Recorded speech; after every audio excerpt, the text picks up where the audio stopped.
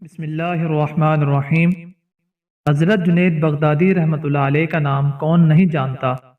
آپ کا واقعہ ہے کہ حضرت جنید بغدادی رحمۃ اللہ علیہ نے ایک مرتبہ دل میں خیال کیا کہ اگر شیطان سے ملاقات ہو جائے تو ایک سوال کروں گا، اور انہوں نے ایک دن اللہ سے دعا کی کہ اے اللہ کبھی شیطان سے ملاقات کرا دے تاکہ اس سے سوال کر سکوں۔ چنانچہ ایک دن نماز پڑھ کر مسجد سے باہر نکلے تو ایک بوڑھا آدمی جھک کر سلام کرنے لگا۔ حضرت جنید بغدادی رحمۃ اللہ علیہ نے اس کو دیکھ کر کہا کہ تم کون ہو؟ کہنے لگا کہ میں وہی ہوں جس سے ملنے کی آپ کو آرزو اور تمنا تھی۔ حضرت جنید بغدادی فوراً سمجھ گئے کہ یہ شیطان ہے، چنانچہ شیطان نے کہا کہ آپ مجھ سے کیوں ملنا چاہتے تھے؟ حضرت جنید رحمۃ اللہ علیہ نے کہا کہ میرے ذہن میں تیرے متعلق ایک سوال ہے۔ سوال یہ ہے کہ جب اللہ تعالیٰ نے تجھے حضرت آدم علیہ السلام کو سجدہ کرنے کا حکم دیا تو میری سمجھ میں نہیں آتا کہ آخر تجھے کس چیز نے اللہ کی حکم کی تعمیل سے منع کیا؟ کیوں تو نے سجدہ نہیں کیا؟ کیا تو اللہ کی عظمت کو نہیں جانتا تھا؟ ارے تجھے اللہ کی معرفت حاصل تھی، اللہ تعالیٰ کی عظمتوں اور جلالتوں سے تو واقف تھا۔ اس قدر اللہ کی قربت رکھنے کے باوجود جب اللہ نے تجھے حکم دیا کہ آدم کو سجدہ کر تو نے آخر کیوں سجدہ نہیں کیا؟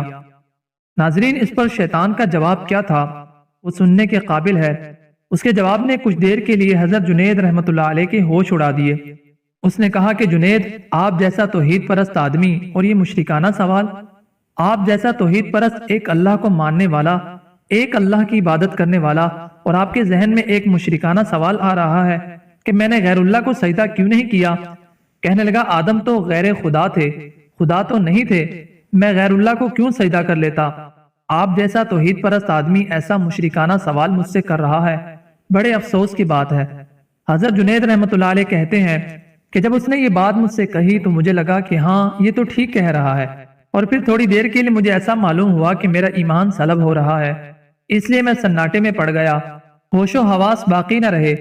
میں سوچنے لگا کہ اس کو کیا جواب دے سکتا ہوں، اس لیے کہ جب وہ کہہ رہا ہے کہ تم ایک اللہ کو ماننے والے ہو اور مجھے پوچھتے ہو کہ آدم کو سجدہ کیوں نہیں کیا؟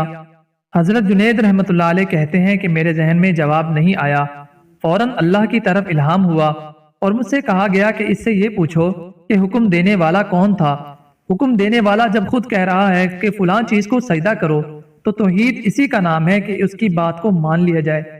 حضرت جنید رحمۃ اللہ علیہ کہتے ہیں کہ اس الہام کے بعد میرا ایمان برقرار ہوا، ورنہ تو مجھے ایسا معلوم ہوا کہ میرے ایمان میں تزلزل پیدا ہو گیا ہے۔ بھائیو، یہ ہے شیطان کی مکاری اور عیاری۔ نہ ولیوں کو چھوڑا، نہ غوث و قطب و ابدال کو چھوڑا، نہ انبیاء کرام علیہم الصلاۃ والسلام کو چھوڑا۔